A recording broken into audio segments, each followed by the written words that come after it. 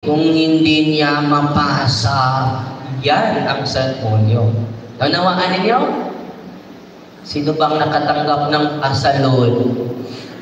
Dito. Yan ang sa demonyo. Naunawaan ninyo?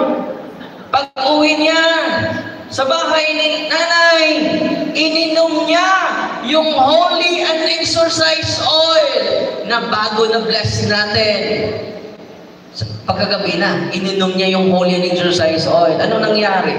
Nawala siya sa sarili niya at yung mga demonyo sa loob ng katawan niya dahil si nanay ay walking possessed.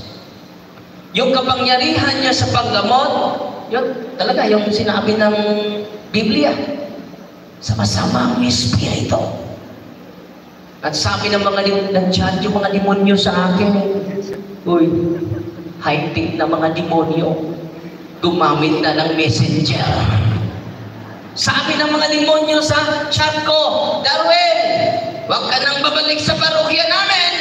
Tinutorosyon nyo kami. Alam mo ba, Darwin? Hindi yan ng Father Darwin. Alam mo ba yan, Darwin? Alam mo ba, Darwin? Matagal na kaming nananahan sa kanilang mga kaninununuhan. Sa kanilang great ancestors. Amin na po ang kanilang angkan, Darwin. Darwin, kapag babalik ka sa aming parokya, papatayin namin siya.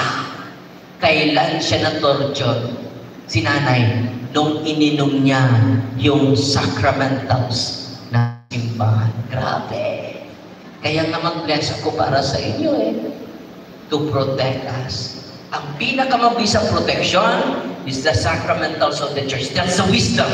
Why the church instituted the sacramentals, the holy and exorcised water, the holy and exorcised oil, the prayer of deliverance are sacramentals of the church. Amen?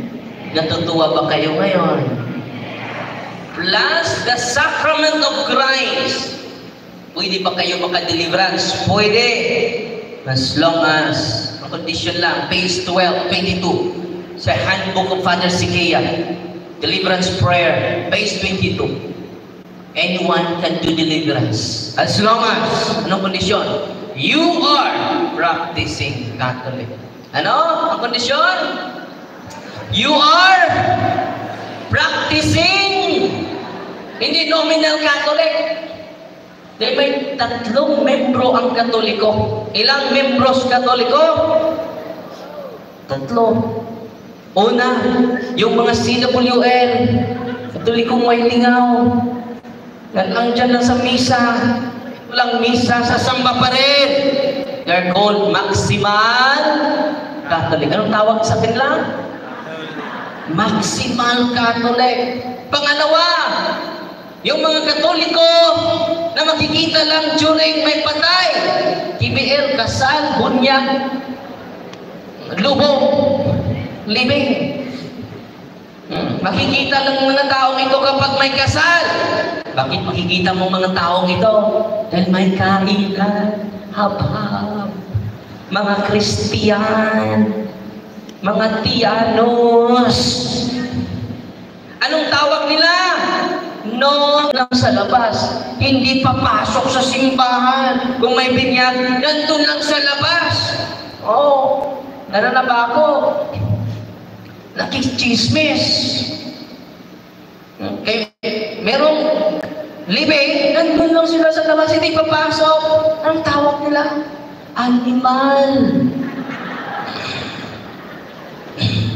Anong tawag sa mga hindi papasok sa simbahan? Animal. Magmamarket preaching ako sa parokya ko. Sasabihin ko sa mga tao daw hindi pumasok sa simbahan, magandang araw mga animal. Yung mga hindi papasok sa simbahan, mga animal yun. Pero kung ka bang nakita na kabayo pumasok sa simbahan, hindi. Yung aso lang. Kaibigan ng tao. Ngayon, kapatid, anong kondisyon? You are practicing Catholic. Paano ba? Ano ba patatandaan na practicing Catholic tayo?